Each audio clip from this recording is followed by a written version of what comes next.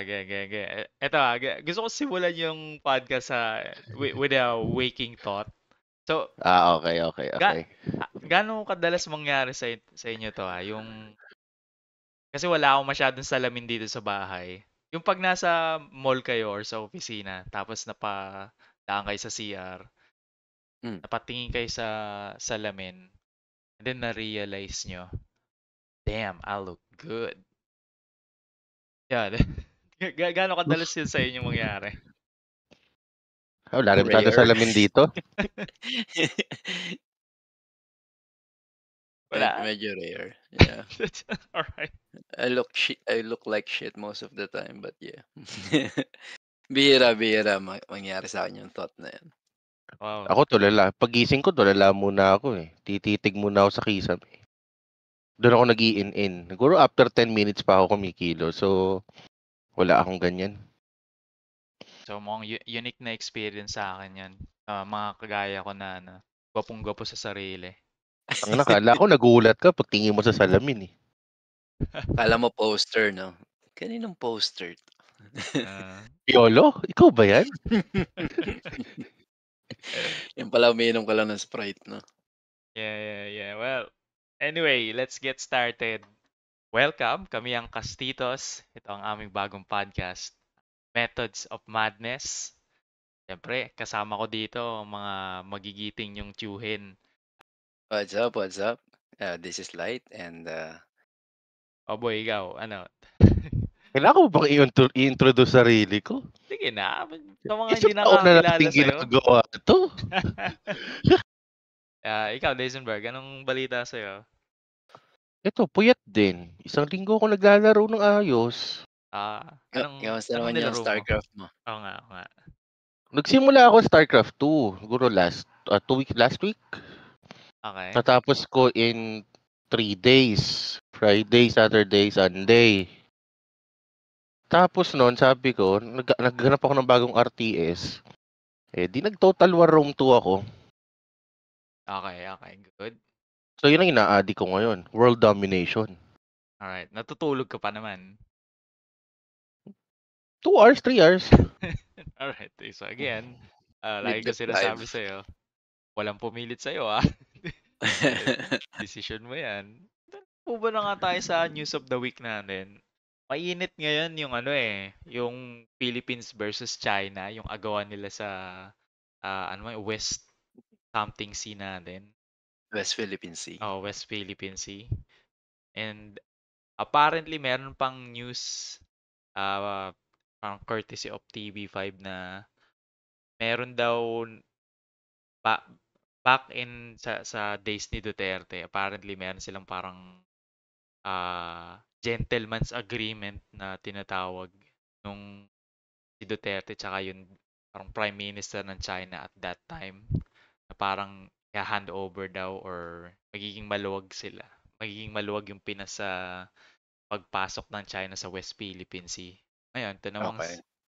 si Marcos, current president, parang I'm horrified of this thing. It's too late. Bitawan na natin ang West Philippine Sea. You think? Yeah. Well, hindi naman natin kaya makipaggera eh.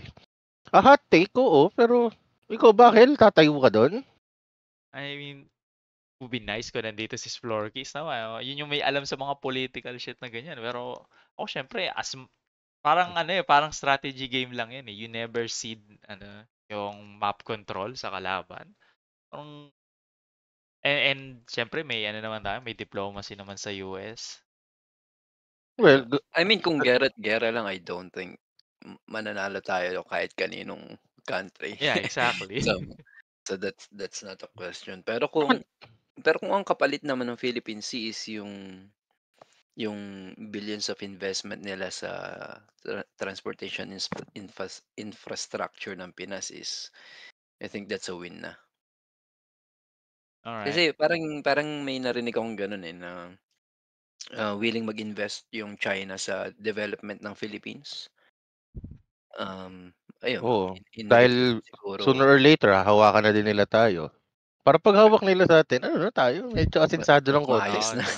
Oo. Puwede no. Meron tinatawag na China death trap, eh, 'di ba? Narinig niyo na ba 'yan? Ano, Oo. what's this about? Parang pauutangin ka ng China as much as you want. Pag hindi mo na kaya magbayad, they're gonna conquer you, parang gano'n. They're gonna own you. Oh, okay. So, yun yung sinasabi nila, na na strategy ng China to take ownership of a country. Parang ano 'no, tawag dito, hindi na practical yung ano, invasion na physical na giyera. Oo, Ah, kasi magastos at the same time yung ika-conquer mo sira na, 'di ba? oo. So, Okay, sana kung ko-conquer mo America, eh, 'di why not coconut, 'di ba? invade Kung through Mm, ano, kung hamak na Pilipinas lang naman, eh, wala tayong magagawa diyan. hamak na Pinas na malaki kasi yung impact natin sa positioning. So, Yeah. kaya marami ring nagkaka-interest sa atin, eh. ano na sa parang map position talaga sa in the Oo, globe, eh. exactly. Kaya mong bagsak ng ano, you can perform airstrike anywhere from the Philippines. Saka nanalo na rin man tayo sa arbitrary ng UN when it comes to West Philippine Sea. Oo nga, Ang eh. problema lang, May hindi naman ino-honor ng China kahit na pumirma Kasi sila sa UNCLOS. hindi naman sila member yata nun, parang gano'n yung narinig ko, eh. Hindi, member sila. They honor the UNCLOS from na nirelease nung unang panahon by UN. Pero they're desperate for something right now. tsaka ano, tawag dito, ano sila, superior sila in terms of military, eh. Parang 'pag sa classroom lang 'yan, eh. Kumbaga, nagsalita na yung teacher, "Oh, ayoko ng away dito, ah. Malinaw na Mhm. eto para 'to sa mga dito sa mga little boys na 'to, ah. Oh, walang away." Pero 'pag malaking mama ka, na-bully sa sa classroom, parang gagawin mo pa rin yung gusto mong gawin, parang gano'n. Yeah. Mapapagalitan lang ako pero paglabas ni ma'am, wala na. Oo. Wala na kayong effect. Ang katumbas naman ng UN sa classroom is the rest of the class na parang 'pag sumosobra na talaga at na-realize na parang sumosobra ka na, ikaw naman ngayon yung pagtutulungan or yung China naman ngayon yung pagtutulungan ng ibang countries. Paano mo susugurin being from the US, paano mo susugurin yung China, eh, lahat ng manufacturing mo nandun, 'di ba? So, Eh, Oo. katarantaduhan. well, more parang China. So, narinig niyo ba si ano, si Mayor Alice Guo? Oo naman. No, no, no. Ano 'yan? So, parang mayor siya Lumaki ng po ako sa farm. lumaki po ako sa farm. Mayor nga siya ng aling city dito. Bamban, Tarlac. Bamban, yan. So apparently, Chinese talaga to. Nagkaroon na ng investigation ang NBI. So may nahanap na silang passport. So merong Chinese person ang pangalan ay Huo Huaping. And NBI na daw ang nag-confirm na yung Huo Huaping tsaka si Alice Ping, Mayor Alice Ping, isang tao lang daw talaga yon. So, ayan na, hindi lang ano, tawag dito, hindi lang in theory, talagang meron ng ah, ano ba tawag invasion na nagaganap kasi somehow na-infiltrate na yung Ito ba yung ano, government. yung sinasabing planted by the Chinese government para mag-handle ng land ng Philippines, gano'n? And Parang so may Sa far, Pogo. yun, ang mga pino-point out yung Pogo, yung, ang tawag doon, gaming, o offshore gaming something. Philippine Oo. Offshore Gaming Operators, yun, Pogo. Na hindi nagbabayad ng ano, ng kanilang either ng buwis tsaka ng Yan. additional fees. Isa pa yung parang kawalang yan ginagawa dito eh. Mhm. Nag-ooperate ng malaking kita na business pero nagta-tax evade and other shit. Yan. News according sa Inquirer.net. Wow. Siyempre, pro na tayo ngayon. Hindi na tayo, well, parang ganun pa din. Dati sa sagad ka lang nagbabasa. Well, nasa internet na din naman sila. Madali na basahin. Nagsasite na tayo ng ano. Nagsasite na tayo ngayon ng sources natin. Hindi na tayo mga ano lang. Parang nagkukwentuhan lang sa kanto. Although ganun pa rin yung tunog natin. Oo. Kwentuhang kantor may hawak ng beer. Next, ito parang viral to pasaan sa San Juan. Or sa Aurora Play mo Boulevard para sa eh. mga nakikinood. Sige, sige. Ayan, ayan. May nag-e-enjoy sa soundboard. Ayan, ayan. So for context, sige, kwento nyo kung ano to. Sabi mo kanina, piyesta ng San St. Juan. John, 'di ba? San Juan. Aurora Boulevard. Sa Fiesta Aurora. ni John the Baptist. Etong mga, ano ba to, mga mamamayan din, mga taong barangay, ng babasa. Dinamay pa si Kuyang Grab. Nakotoong Delivery boy. katuloy. Si Kuyang Grab napikon, syempre, hassle naman talaga. Susugod ni ngayon. Paliwanagan ngayon yung isang barangay talaga yung tinugod niya. Resback yung barangay. Ako, I hate this shit. Yeah. Katangahan yan, putang ina. Nag-exceed talaga sila ng boundaries nila. So, sure, we're having fun, fiesta to, tradition to. Pero alam nyo naman na main road yan eh. Meron naman kayong eskinita dyan para kayo lang yung magbasaan eh. Alam nyo naman kung kailan kayo makakaperwish. Hindi naman lahat nakikisimpatya sa trip mo eh. Sadly, Totoo yun. wala man lang din, parang wala ding presence yung barangay tanod. Sabagay, Exactly. limitado din naman sila. Lasing pa sila eh. May inuman din yan eh, no? Yung comment section nitong post na to, parang syempre galit din yung mga tao na nag-aano din sila na kumbaga mga nangaabala ng taong magtatrabaho lang ng matino. Sabi yung mga nababasada mo, unemployed daw. So paano daw sila makaka-relate sa struggle nung papasok sa trabaho? So, nabasa ko ngayon. May punto. Well, in a way, maaaring totoo.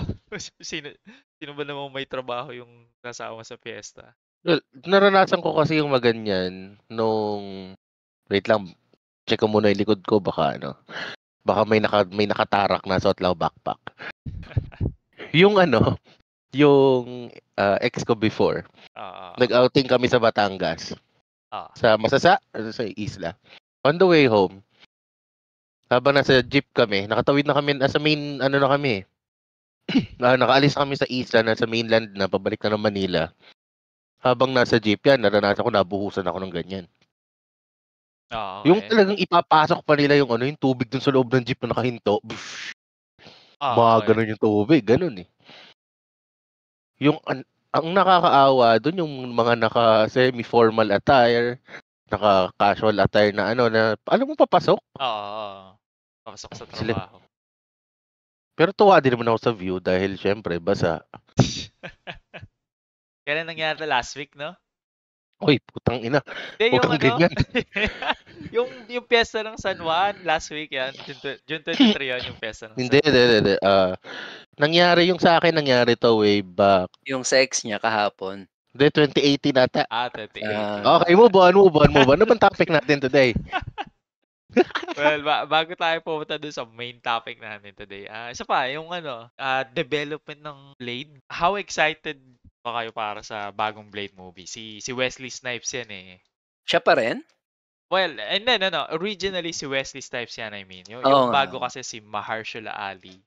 Supposedly, kung matutuloy, but more on that. Well, kayo, what do you feel? Magiging sequel ba siya? Or, sequel siya. Reboot to, panigurado. I think reboot completely. Reboot, okay. On its own, standalone. So, maganda yung Blade yung kay Wesley Snipes eh. So, may contribution siya sa success ng comic book movies. Malamang kasi talaga yan eh, back in the 90s, walang sumeseryoso sa comic books. Pero ayun nga, dumating yung bago si Spider-Man nauna yung Blade. And paving the way siya sa hindi bago to ang comic book movies, 'di ba? Batman. Others. Pero 'di ba hindi Superman, oo, 'yun. Pero kung mapapansin niyo, parang siya eh. Hindi siya seryoso, hindi siya parang babudgetan ng malaking malaki or babudgetan ng malaking malaki pero yung kalalabasan niya pambata, ganun. Kenkoy. Oo. Pero yung Blade yun talaga parang seryoso na mature yung themes, yung look niya parang it seems like it might happen in the real world, parang ganun. Isa yan sa mga una na sineseryoso nila. Sineseryoso nila yung paggawa ng pelikula, pero yung themes, no? Sineryoso din naman kasi ni Tim Burton ang paggawa ng ng original first two Batmans. Ang first two Batmans. Yeah. No, for Sineryoso sure. din niya. Gago lang ang ang Warner. Hindi, kasi, tawag dito, ang sinasabi ko na parang sineseryoso, yung theme, diba? Yung comic book movie na seryoso yung theme. Gets ko naman, Kyle. Don't worry about it. Ang problema lang kasi, ito lang yung para nagkaroon ng medyo pumayag ang executives ng medyo dark. Oo. Yeah. Yung umpisa pa lang, yung nagpa-party sila dun sa yung nagpa-party sa club. Tapos puro pala yung mga vampira. Oo. Tayo na, 10 beses na ulitan ng tatay ko to Paborito niya to nung araw sa VHS. 2000 to 2002. Ang inuulit lang niya yung part ng simula. Hindi, buo. Buo. Umabot na sa point na tulog na ako.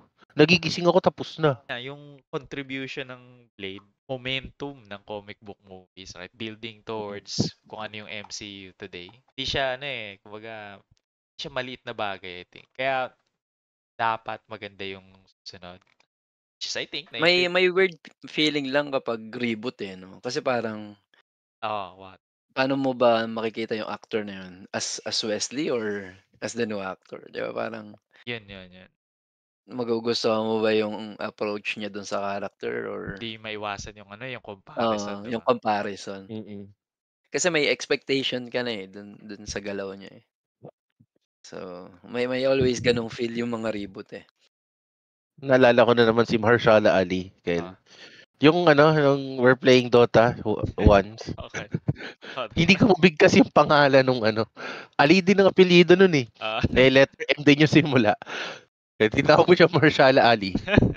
Nanahimik yung tao, di na nga mabubuo yung pelikula niya. Dinamay mo pa. Recorded date yun, if I'm not mistaken. I think so.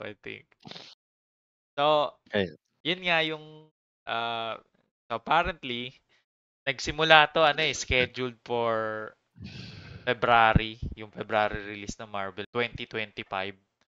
Parang pangatlong beses na siyang na-delay recently. So, ang latest announcement, November na siya i-release. Which is indicative na parang wala silang mabubuo. Ang isang parang statement dito ng Marvel is, mahalagang makuha namin ng tama yung Blade as a movie rather than mag-release kami ng Blade movie. Kumbaga mag-release na lang for the sake of releasing it kasi nasabi na nila na i-release nila. Parang ganun. So, it's not like mauubusan tayo ng Marvel movie. Meron naman. So, mas gusto ko yung i-delay nila. Totoo. Kasi totoo lang. Lalo tribute yan, di ba? Wala pa rin naman kasi direksyon ng MCU hanggang ngayon. Ang malungkot lang, si Mahershala Ali, parang tumatanda na masyado. Which is, hindi siguro, hindi naman years yung delay niya. Every movie is like, series of movies yan. Normally, parang one movie every 2 years di ba? Ilan taon na nga ba si Mahershala Ali? 50. 50 years old. Well, so kung yung unang movie ngayon, another movie usually naman, 1 year na lang. Kasi meron din meron din silang direction na hindi na sila magre-release ng as many movies. So, potentially pwedeng maging 2 years ang gap. Arbitrary. Inabuso kasi nila Kung inayos sila ulit yung yung world building ng after ng Endgame. Ang ginawa kasi nila, pinuno nila tayo ng comic book movies tapos basura naman yung kinalalabasan. Sana inayos na lang muna. Kahit bumalik tayo ng world building, walang problema As long as may sense. Kahit nga yung Guardians of the Galaxy, di ba? Maganda lang story pero walang sense as a cinematic universe. Parang mga concerns ng kampo ni Mahershala Ali dito is gonna be too old bago matapos to kung trilogy man to. I don't think so. 56, siguro kung 2 years gap by the third movie, so yun, unless siya talaga ayaw niya. Kasi may mga ugong din na parang nagdadalawang isip na si Mahershala Ali yan pa. Which It's not unfair din naman, di ba? Parang, ano siya award-winning na artista siya tapos na-lock in siya sa isang project, hindi siya makagawa ng iba. Ang pinakamaganda dyan, i-recast na lang siya kung ayaw niya. Tawag nito, magpa-audition na lang muna ng iba. For example, yung bida sa Lupin, si Omar Sy. 46 years old siya. Para sa akin, pwede rin siyang tumayong bilang Blade. Omar Sy? Oh, si Omar Sy. Nasa siya sa akin, Omar Epps. Mukhang bold na naman yan, Kela. Si Omar Epps, artista. Diba? Napakadali na lang mag-recast ngayon eh. Tao lang naman ng medyo tanga eh. Kung ako, i-recast ko si T'Challa eh. Well, ano din kasi parang si T'Challa malapit sa puso. Yung si Boseman, si Chadwick, malapit sa puso ng mga tao. Kaya hindi sila basta-basta makapag-recast. Hindi lang basta para ma-fit yung role kasi yung fan base kasi. Oo. Kasi pwede naman nating i-honor yung tao sa pamamagitan ng by continuing the story of T'Challa nang may kabuluhan. Hindi yung i-recast natin, binigyan pa natin ng anak. Di na nga na-recast, bigyan pa ng anak, di ba? Yun na nga yung yun na nga yung way I see it. Namatay si Chadwick. Let's bring a bagong T'Challa na anak niya. Which is... Oo. Papapanood natin after 20 to 30 years. I mean, yung progression ng taon sa Marvel, madali naman nila sabihin na here's a movie, it happens 20 years after. Pero i-release nila 5 years after lang. Pwede naman yun eh. Oo, tapos makikita nating ugod-ugod na Bucky. Ay, hindi, kasi ugod-ugod na... pwede naman yun hugutin sa multiverse eh. Di ba? Pwede din, or future timeline, gano'n. Hugutin sa multiverse hanggang ngayon nga hindi nila masyadong maayos yung multiverse nila.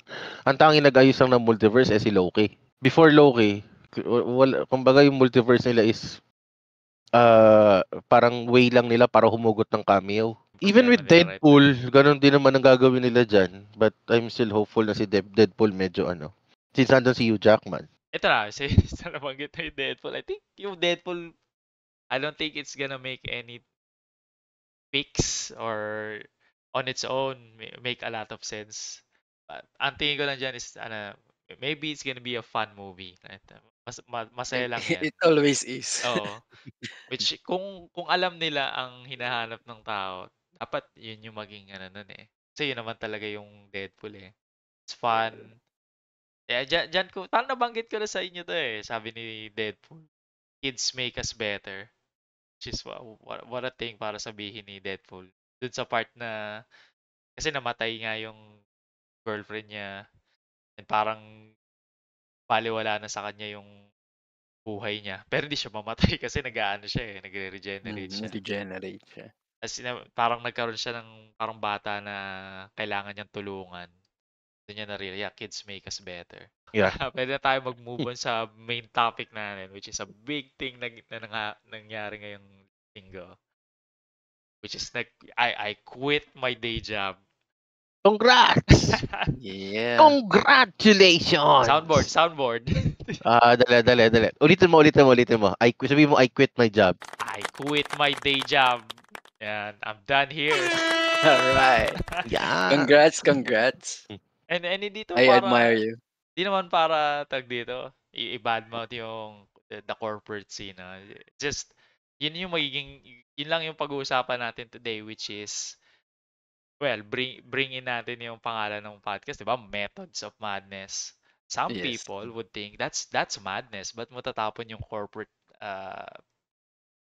career mo. What feeds you, di ba? Yeah. Hihimayin natin ngayon yan. Kayo ba, what stops you from quitting yung the corporate scene? Well, wala nakapigil sa akin. Sabagay, technically, oo. Nag-resign ka din nga pala. Alright, good. Nauna ako sa iyo. Ikaw last week, di ba? Ako February pa. February 28 to be exact. February this year. Yeah. Oo. Ako more on siguro family obligation. Yung unless magkakaroon tayo ng 10K subs dito sa podcast natin. Only until then will I quit my job. So Okay. Like and subscribe para maparesign natin si Light para Oo.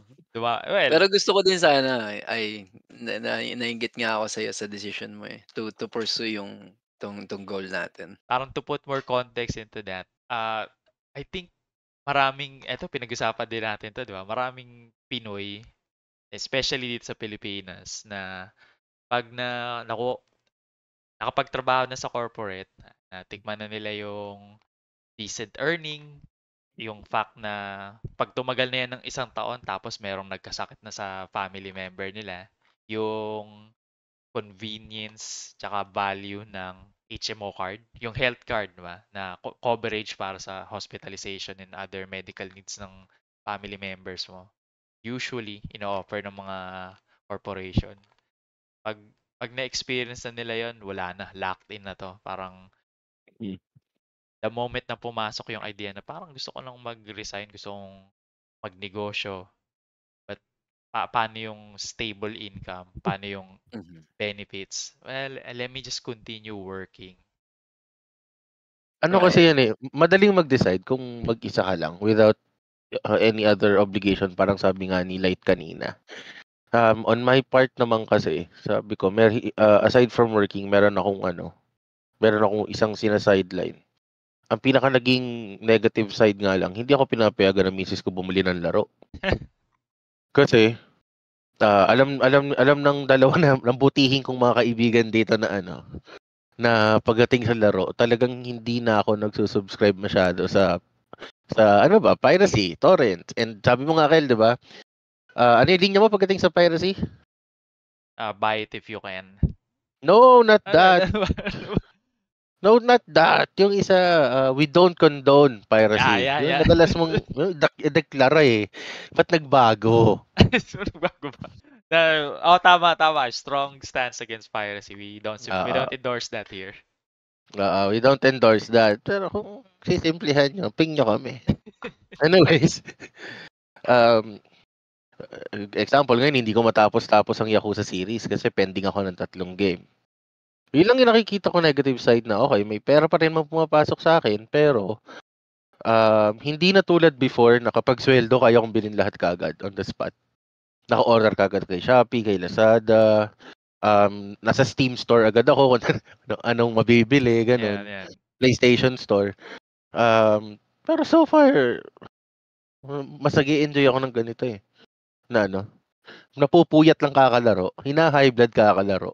Makasingit lang ako dun sa piracy na nabanggit mo. Meron akong napanood na clip about someone posting a photo of him downloading a game. Tapos nag-comment yung torrent game. Tapos nag-comment yung creator ng game. Na parang sinabi niya, culture shouldn't exist only for those who can afford. Totoo. Sabi niya, if you cannot buy, you can still support by word of mouth, parang gano'n. Parang hindi niya sinasabing don't pirate, parang gano'n. Kasi yan nabasa ko yan eh, indie game kasi yan eh. So, yung indie game, yeah. Mas sustainable kasi ang indie game kumpara dun ang indie developer compare dun sa mabibigat. Quick example. What do you mean sustainable? Mas sustainable siya kumbaga. Mas kaya niyang tumayo on its own. Hindi niya masyado kailangan ng support from people. Kikita siya dun sa game niya. Kikita siya. Parang baligtad yata. Baligtad yata yung sinasabi mo. Ang indie kasi, kumbaga, maliit lang ang budget niyan eh. Parang gumawa ka ng pelikula dito sa Pilipinas sa indie, di ba? Kailangan mo lang ng maliit na budget, a simple, let's say, kayo, for example, the two of you, magkano na bang nailabas nyo dun sa binubuo yung Roblox game? I consider that indie. Well, hindi. Pero kasi inline doon sa sinasabi mo na low cost yung indie. That's true. Pero kaya nga sila naging indie at hindi naging mainstream is wala silang budget to begin with. So talagang hikahos yun. Yeah. So hindi tag dito. Kasi ang goal mo lang naman sa indie is to be para maging familiar sa'yo ang tao eh. Hindi mo maging ang goal sa indie is gumawa ng mind-blowing game. Kung makagawa ka lang ng isang great game or a unique, di na nga, wala na nga unique ngayon eh. A great Pero game. what's behind the work? I mean, Oh, what yung will it take for you to achieve that? Kasi yung mga big games Doon like ka sa second game Skyrim, babawi. hundreds of employees yung gumagawa nun. Sa indie, ayan, tsaka dalawa, may tatlo. investor kasi pag non-indie game, kumbaga, so let's Oo. say Blizzard, yung Oo. mga big names, Bethesda, may investor yan. So, kung gagawa sila ng game, hindi nila poproblemahin yung budget in the first place kasi may magfa-fund sa kanila to begin with. Pag indie ka, you start with zero funds, sarili mong ano tawag doon, out of pocket ka lahat without the guarantee na may bibili nung game mo. So, Exactly. kaya papatayin ng piracy yung indie game kasi potentially, 'di ba? Kung wala talagang bibili at all and puro na pirate. Kasi nga walang investor 'yon. Diba? Hindi wala kang bawi. Kasi ang habol mo lang din naman talaga sa indie game is kailangan mo lang tawag nito. Kailangan mo lang muna ma-establish yung sarili mo and the rest will follow soon. Yeah, Pang I would hope. ilang game na ba ng developer 'yon? Yung dun sa post, I really don't know. Oo. Anong game yan? Let's do a quick research. Critical something eh. Kasi kung first game niya yan, critical something. Anyway, going back Anong dun lumabas? sa phrase niya kasi, ang sinasabi niya kasi is yun nga, culture shouldn't exist only for those who can afford. Yung parang sinasabi niya na pwede ka pa rin naman suporta even without buying it. Yeah. Parang ganun. Yeah, Kumbaga, you can do what you wanna do, pero tell the people that it's a good game. So yeah. those who can merong afford can buy. Yeah, meron Diba? at merong bibili niyan eh. Like you, Oo. 'di ba? Like ikaw, ba kung ma-afford mo, hindi mo naman talaga pipiratahin in the first place.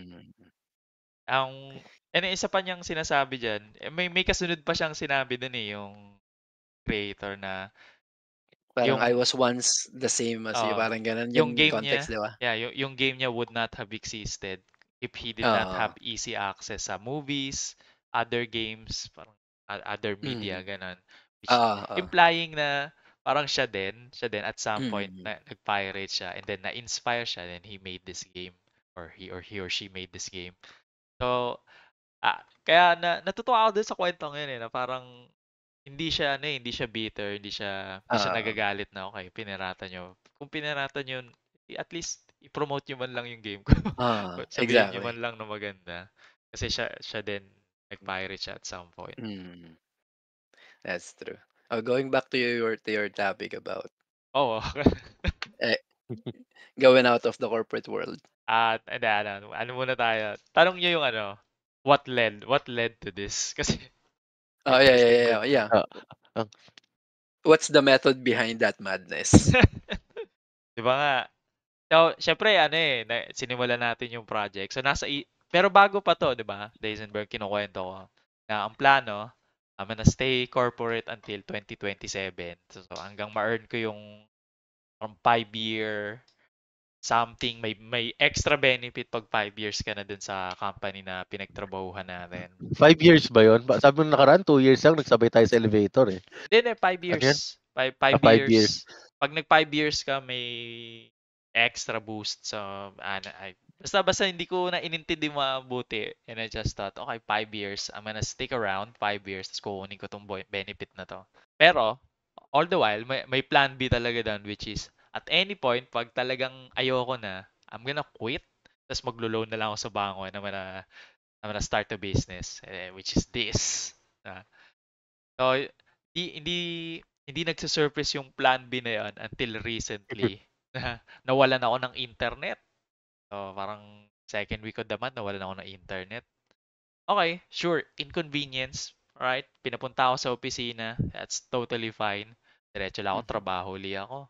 Paano ko ulit pinapunta sa opisina? Yung kasi sabi ko, emergency leave na lang po. Hindi, sa pangalawa nga ba yun? Parang sa una. Kasi di ba, sa una yun. That was 2 weeks ago. Nung Okay. Saturday lang ata ulit to, nawala ka na naman ng 2 days. Oo. Iniintay kita mag-online sa Discord para makapaglaro tapos wala ka. Wala na naman internet si gago. Wala na naman internet. Ayun nga, di ba? So, nawalan ako ng internet. Sabi ko, nawalan ng internet. Legitimately naman, wala talagang internet. Pinapunta ako sa office, so pinag-book ako ng Grab. 900 pesos yung Grab na yun. Heck. And I kind of get it, 'di ba? May mga tao naman talaga na magsisinungaling about their parang internet settings, Mm. right? And in a way, di mo din kasi ako I try to see this from both perspective na kung maabot sa point na nagsisinungaling ka na about your job, must hate it so much, right? So siguro 'yun or it must be so exhausting, ganyan. Pero yung corporate side naman is, syempre, losses sa kanila yon. Hindi naman nila pwedeng hayaan na lang. ah. So, it leads to mga gantong sitwasyon where legitimately nawala naman talaga ako ng internet. And may Mhm. emergency leave naman talaga ako pero hindi ako pinayagan. Alright, fine. Let's go. Punta ako sa opisina, trabaho, then continue working. And then another week nawalan naman ako ng internet. Ito naman, umulan ng malakas, tapos nabasa yung router ko, which is, sure, ano ko yun, tawag dito, negligence ko yun. Bakit nga naman yung router nandun sa, malapit sa bintana? But to be fair to me, ngayon pa lang umulan ng ganong kalakas na naabot yung bintana ko eh. So, hindi naman talaga nababasa yun the whole time for years. So, ano pinararating mo? Sign niya ng Panginoon? Well, ito nga eh. So, nawalan na naman ako ng internet. And I know na parang, ah, hindi ako i-approve ng emergency leave eh. Hindi in-approve last week eh. Okay. Alright, fine. Magkukusa na ako. Pasok na akong office. Pagpasok ko ng office, parang, oh God, ayoko na talaga. And then okay, let's go to plan B. Diba? Pero yung kinuwento ko nga na hindi to impulse decision dapat. So, nagtrabaho pa ako for an hour. Palipasin ng 1 hour at least. Mhm. So, kumbaga, if you're away from the inconvenience, at nakaranas na ako ng konting comfort din sa opisina, nagkape na ako, kumain na ako din ng libreng pagkain nila. Mhm. Tapos Which is, ano, possibly hanggang ngayon, makakalibre ka pa rin ng pagkain doon. hindi. Yeah, I don't know. And then, pinag-isipan ko, you know what? Alright, let's send this email. Let's notify the manager. Alright, quit. I'm quitting. So, okay. Iwan ko na yung Pero opisina. sige. Go ahead. Continue. Iwan ko na yung opisina. Ito, pag-uwi ko, may internet na uli ako. Well, yun nga, yung sabi ko sinabi ko na rin sa'yo, pwedeng, pwede mong i-interpret as it's a sign, ba? Or the Mm. universe is telling me, you know what? Just quit. Just quit, bro. It's fine. It's gonna be I fine. gotcha. Pero, pero it's just a coincidence. And it just so happens na yun yung lead up talaga. Yeah. Pero yung mga nangyari kasi yun, those are parang factors, 'di ba? Kung ba't mo naisip. Pero what was the drive? Parang what made you decide to to go private, build your company and Ano yung tipping point mo na parang, okay, putang ina, ayoko na uh, magtrabaho. That's Ganun. yeah, build away from the your inconvenience, yeah. away from the shit that happens. Yeah. Ano yung pinaka-factor mo? Ano yung pinaka-reason mo? Parang paano mo na-determine na this is the right calling for me? Let me just say, sarap pakinggan ng build your own company. Build our own company. Tayo bubuo nito, di ba? Yeah. Well, while that was the tipping point, matagal na eh. Matagal ng plano na yun eh. Parang binubuo ko lang yung ideal conditions where ideally ayoko magsimula from alone. Ideally ayoko magsimula na hindi ako nag-set ng long term na hindi ko makuha yung benefit ng 5 years. Mm. But Yun nga, nagkaroon na tayo ng Roblox project. Nakita ko na so yung channel natin for a long while. So 2 months, medyo hindi ko na rin naasikaso. Totoo nga, Kel, balak ko na nga talagang tanungin sa'yo tuloy pa ba natin tong si Castitos during that time? So, yung let's say this past 2 months, balak ko ng tuloy pa ba natin to, Kel? Kaya pa ba natin? Kaya pa ba? Balak ko ng ganunin eh. The day before kita tanungin, nakita ko yung chat mo na nag-resign ka na. Itutuloy namin to. Well, Kasi nagda-doubt din ako Maski ako nagulat ako dun sa immediate turnaround na yun eh. Kasi may doubts din kasi ko na parang okay, parang hindi ito ang magiging legacy natin Hindi Castitos Kasi 'di ba napag-usapan natin when nung apat tayo nag-start nito na parang ito yung parang balak mong gawing legacy, same as mine. Parang hindi ata Castitos ang magiging legacy, parang I have to check other things. Puta. We're gonna make this happen. We're gonna make this thing happen. Bago kita tanungin, the day before, uy, nag-resign, okay. Yeah. So like and subscribe para bantayan nyo kami. 1 year from now, was it worth it? Was it method nga ba tong pag-resign ko or madness talaga? Yeah. So yeah, it's the only way para ma-check nyo kung anong mangyari after a year. Right. So, check nyo after a year kung paano namin dinevelop tong company to from ground up. Yeah. Or babalik ba ako sa for real. Or babalik ba ako sa corporate, which is, oh God. Hopefully, before you make that decision, I've already joined you out of the corporate world. Yan, alright. Pero, sabi ko nga, hihimayin natin hindi madness nga ba o method. So, from a practical point of view, diba? Kung meron kang family members, right? Asawa, anak, kung hindi anak, parents, there's just no space para sabihin mo na, actually, let's quit. Unless meron kang money in the bank para simulan yung simulan yung sarili mong business. But then, for most people... No, I don't think so. Kahit sabihin mo may pera ka sa bank, kung wala kang, passion and drive, I don't think, you can start something. Which is... Passion, drive, tsaka ito paano plano, ganun. A plan. Kumbaga, kasi kung wala ka rin namang naiisip na magandang plano, may pera ka nga, wala ka pang passion, wala ka pang drive, pero may pera ka, huwag kang magre-resign, gago. Mag-isip ka muna ng passion mo, ng drive mo, tsaka ng plano mo. Yeah, no? And that sounds like sounds like a joke na wag kang magre-resign kung matanga-tanga ka lang. Tama. Pero legit yun. Wag kang magre-resign kung wala ka talaga ng tatlong yun.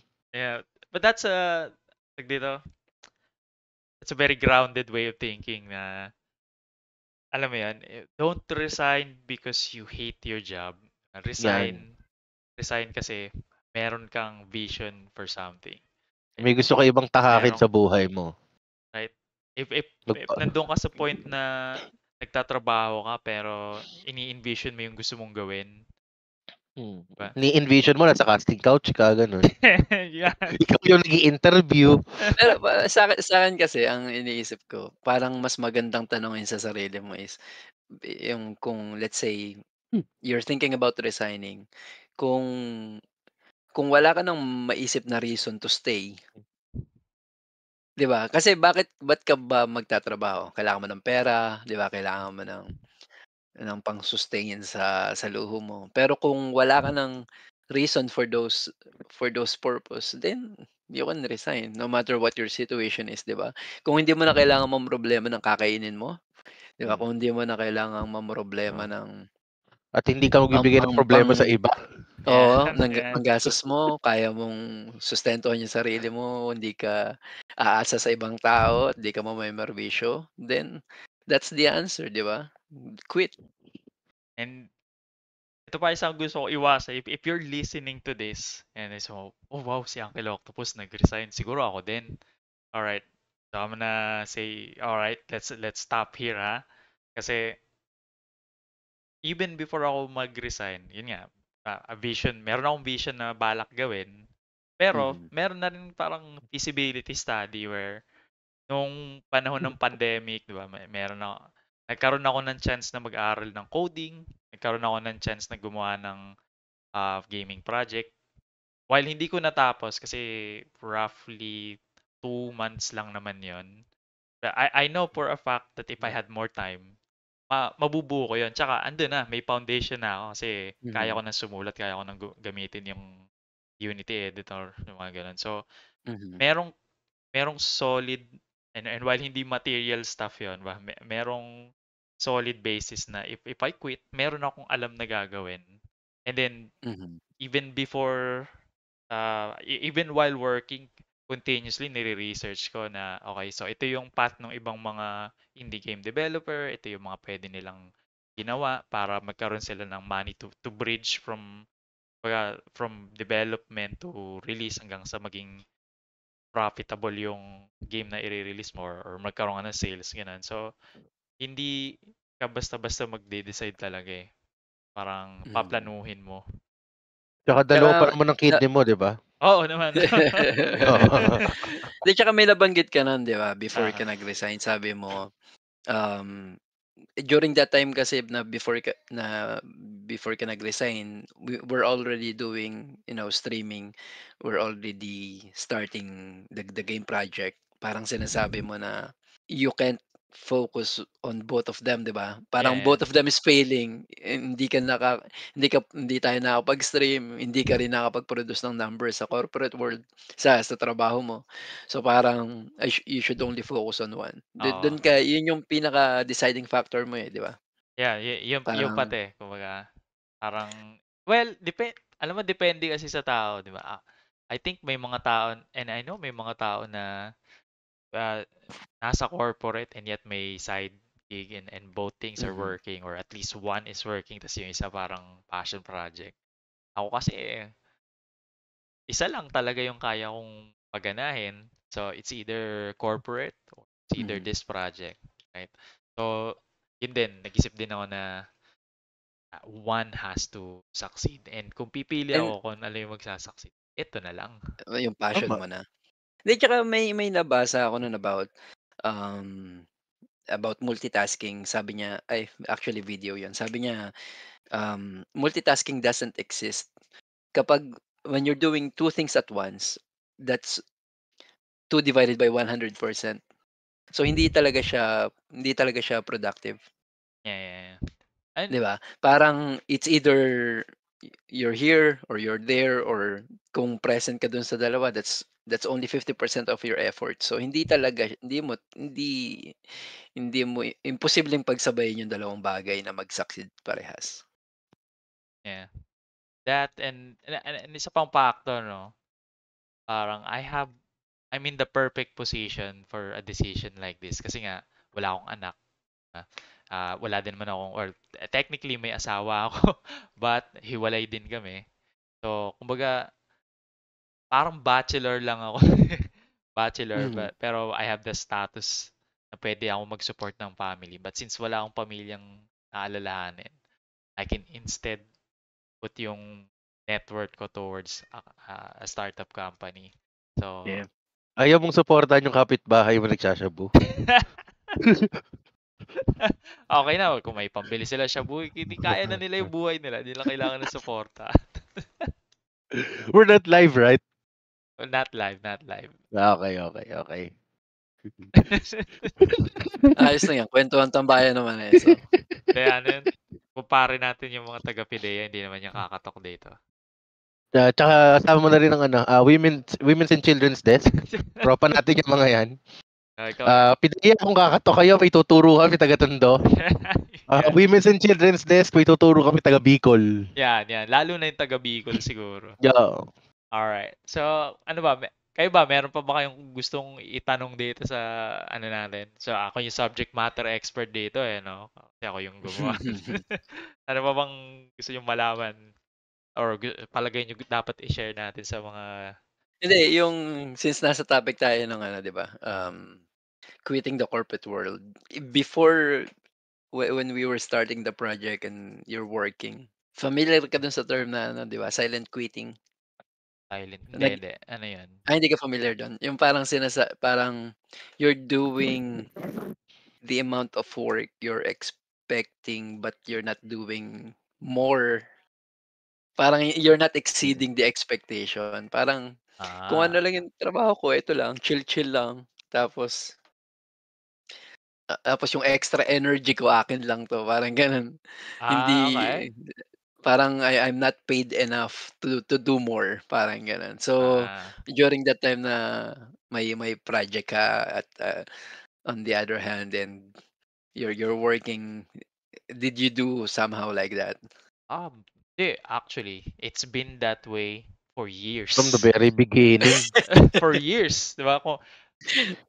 Parang and hindi ko ginagawa yan, yung dinescribe mo, hindi ko ginagawa yan actively. Pero ngayon na dinescribe mo, ganun, ganun ako ba? Makikita ko yung proseso and I'm gonna say ito, this is the absolute minimum na kailangan kong gawin. And as long as magawa ko Mhm. to, wala naman silang Hindi ka magagawa. mawawalan ng Oo. trabaho. So, for Ah, years, ganun yung ginagawa ko.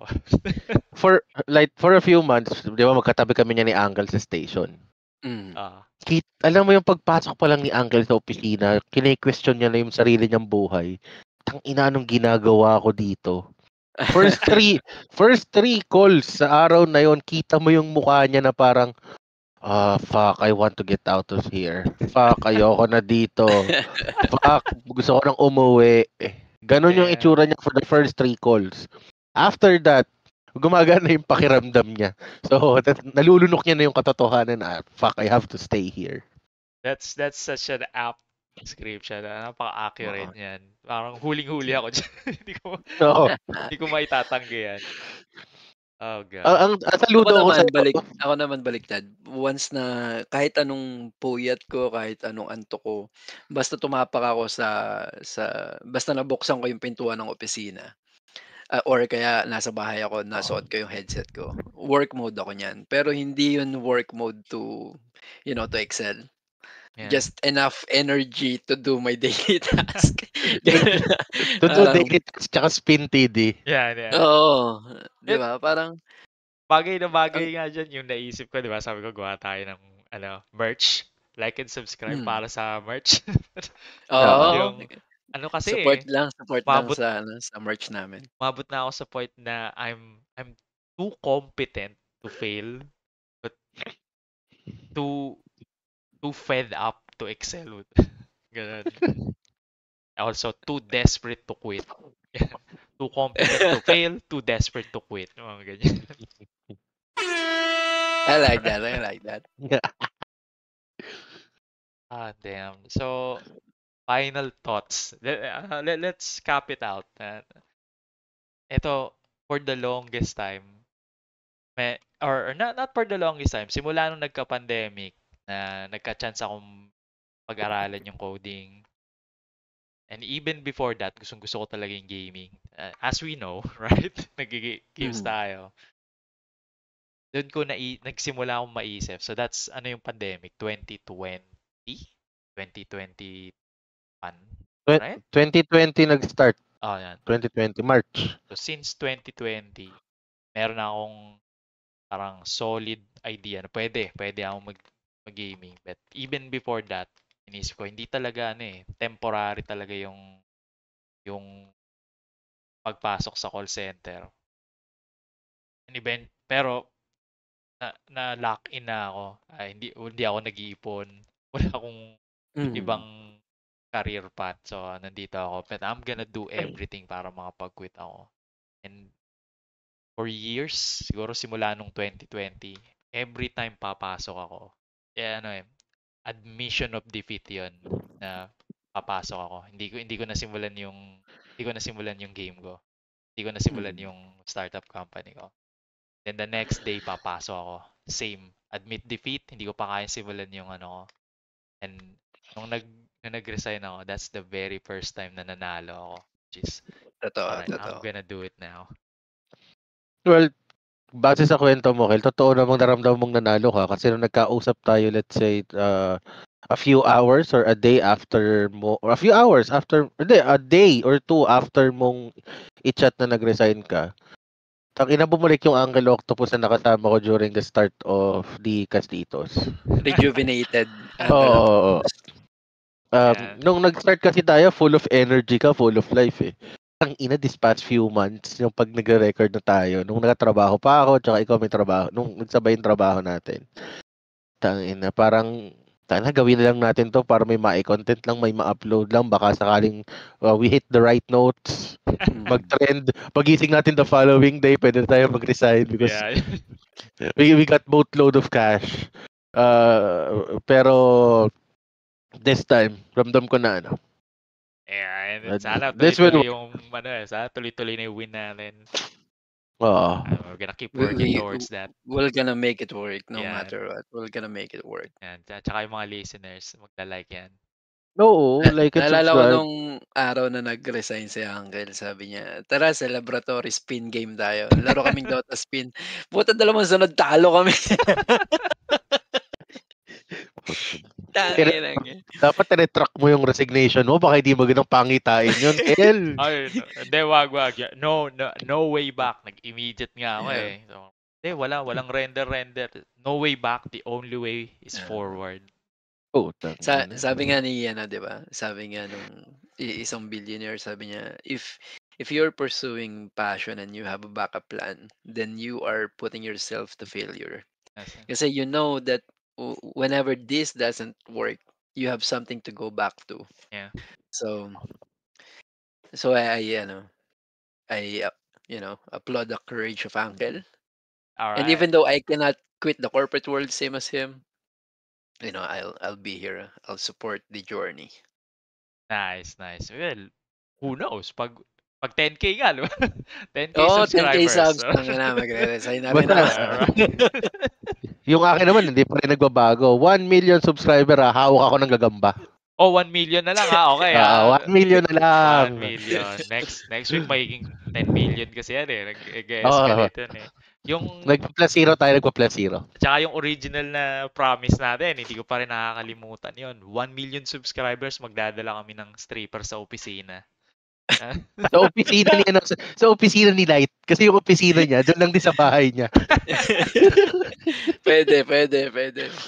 I agree. Alright. So, final thoughts. Method ba tong ginawa ko or madness? Pareho. I agree. It's pareho. Malalaman lang natin, again, pag nag-succeed na tayo. So, let's see after a year or so. Yeah. Totoo lang, magandang first episode tong na to eh, tong reboot ng natin, podcast natin. Kasi malalaman natin next year kung ano ba to, kung method o madness. Yeah.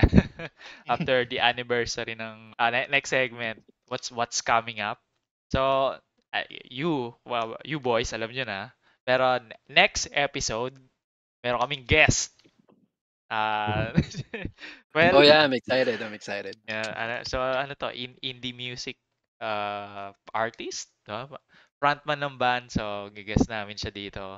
Kung hindi namin mag-guest dito, hindi nyo na maririnig tong part na to, so i-edit out ko to. But anyway, that's what happens. Apparently, interview namin siya bukas. But for you guys, next week, we upload yun.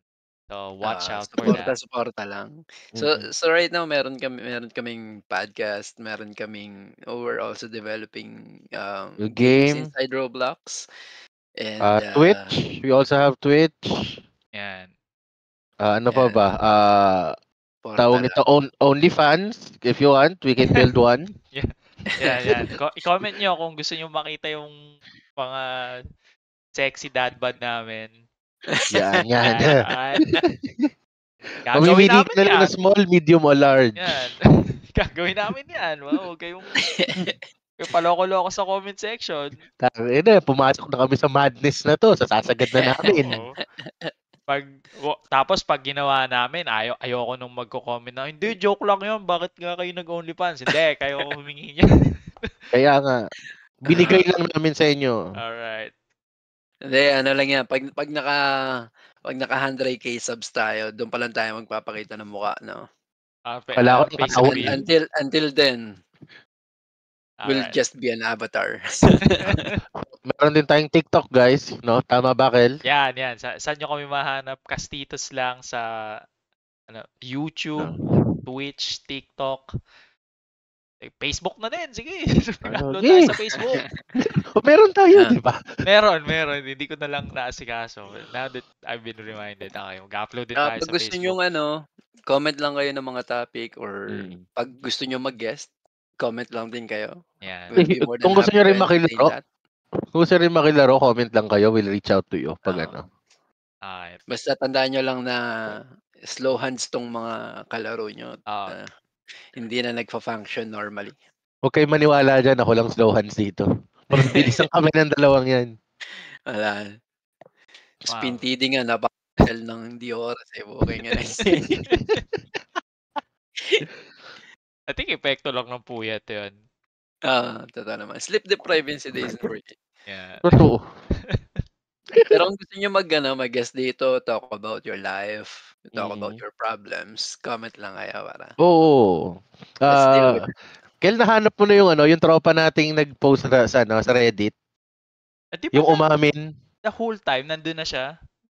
Umamin na yung may i-date siya or may gusto siya i-date. Oo. Alam mo bang gusto kong i-guest yan hanggang ngayon para lang. Deeper thoughts lang sa mga ginawa niyang desisyon sa buhay niya. Para maintindihan natin yung method of madness niya, no? Oo, yeah. Well, actually, based din sa mga mas recent posts niya, which is, yun naman talaga i-expect sa ganung diba? Meron kang nagustuhan, nag-reach out ka, ni-reject ka, nakakatakot lang naman yan. But it's really not that big of a deal. It seems big pag nandun ka. Pero past that, nakalampas ka na doon, wala na. Which is, now, pag tinignan niya, nagpo-post na lang siya about other things. Who knows, baka may girlfriend yun on the side, hindi na lang niya nababanggit.